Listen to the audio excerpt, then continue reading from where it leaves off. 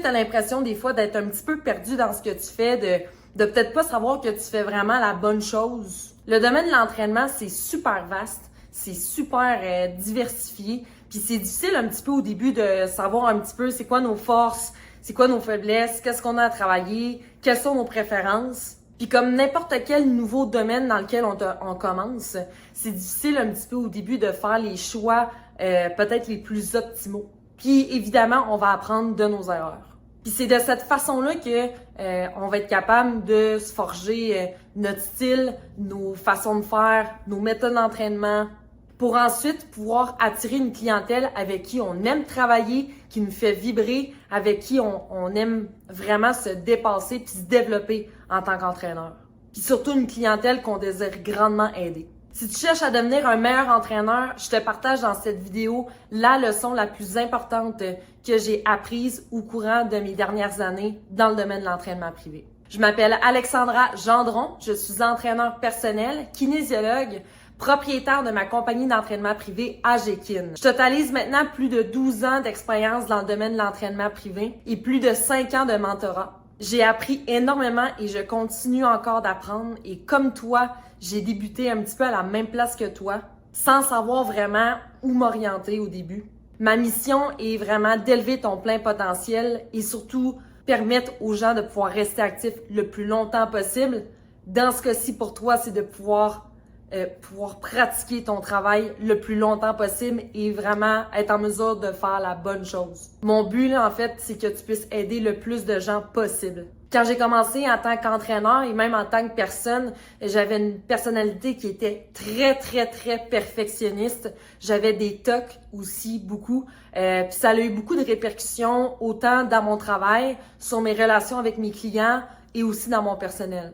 Donc, comme je t'ai dit précédemment, mon coaching au début était très axé sur le positionnement et sur le perfectionnement. Donc, les gens venaient me voir parce qu'ils savaient que j'allais leur apprendre la position parfaite, la façon de faire parfaite pour exécuter leur mouvement. On me voyait beaucoup comme l'entraîneur avec un niveau de technicité très élevé. Puis c'était vraiment le message et l'image que je dégageais auprès des gens. J'avais même commencé à donner des ateliers avec le même nom, des ateliers de perfectionnement. Donc définitivement, ma réputation était vraiment fondée sur la technique la plus élevée possible, le mouvement exécuté le plus parfaitement possible et les positions les plus parfaites possibles dans les mouvements.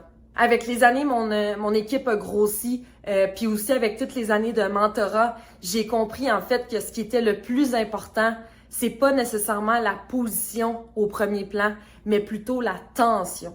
Donc ici, on parle de la tension musculaire. Donc ce que je veux dire par là, c'est que on peut exécuter un même mouvement, deux personnes qui sont complètement différentes, ils vont avoir des positionnements qui vont être différents, mais l'important, c'est qu'ils soient sous la même tension spécifique à un mouvement donné. En fait, c'est ça un petit peu le fond de la leçon que je veux te partager aujourd'hui. Pour te faire un petit résumé là, par rapport à la tension. En fait, ce qui est important de retenir, c'est que d'abord, il faut toujours considérer le contexte dans lequel l'exercice ou le mouvement est effectué. Donc, c'est certain que plus on va vers un contexte de compétition, où est-ce qu'il y a beaucoup de standards de mouvement, donc beaucoup de standardisation, c'est certain que le positionnement va être un petit peu plus important, voire il va y avoir certaines bases à maîtriser pour certaines positions. C'est juste important de comprendre que un positionnement parfait ne veut pas nécessairement dire une exécution de mouvement parfaite. L'importance la plus cruciale, c'est vraiment la tension musculaire qui est générée et maintenue par le corps durant certains mouvements que la personne va effectuer. Et c'est beaucoup de cette façon-là aussi que nous, on va entraîner chez AGKIN au sein de mon équipe, par exemple.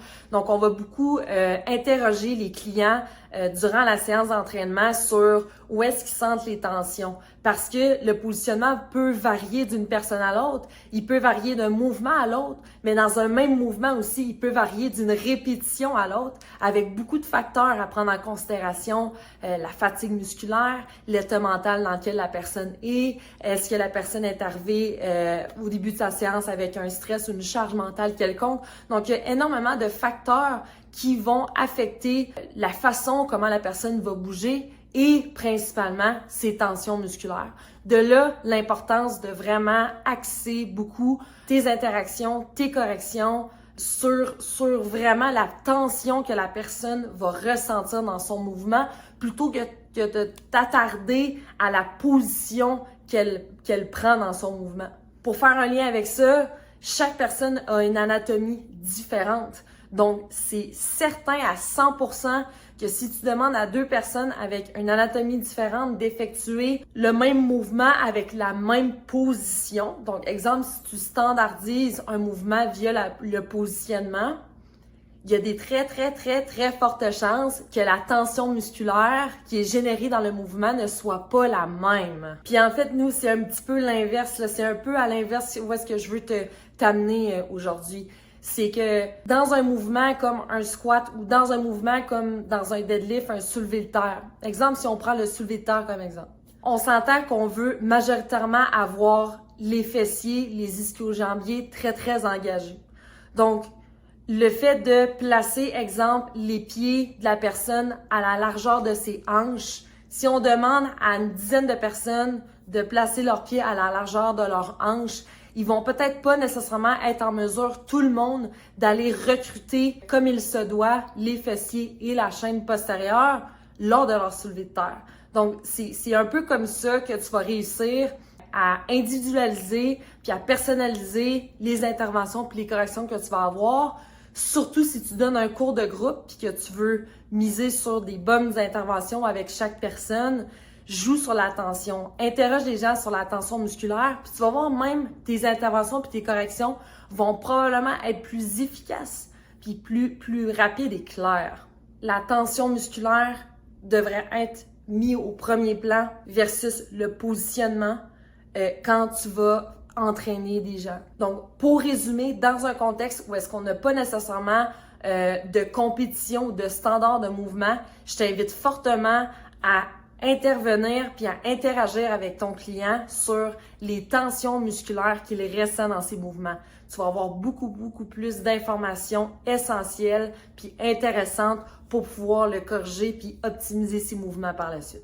Je t'invite à aimer et partager cette vidéo si tu penses qu'il y aurait d'autres entraîneurs pour qui ça les aiderait pour aller un petit peu plus loin dans leurs interventions puis devenir meilleurs dans leur correction avec leur clientèle, dans leur prise en charge avec leur clientèle. Et dans le descriptif du vidéo, tu as un lien qui mène à notre guide gratuit, les 10 trucs ultimes pour rester actif longtemps. Donc, c'est des trucs super simples, efficaces que toi-même tu peux appliquer et aussi vraiment pour ta clientèle. Donc, tu peux utiliser ces trucs-là pour conseiller ta clientèle parce que le but, en fait, là, tu le sais, hein, comme entraîneur, le but, c'est de garder les gens le plus actifs longtemps possible. Je te remercie beaucoup.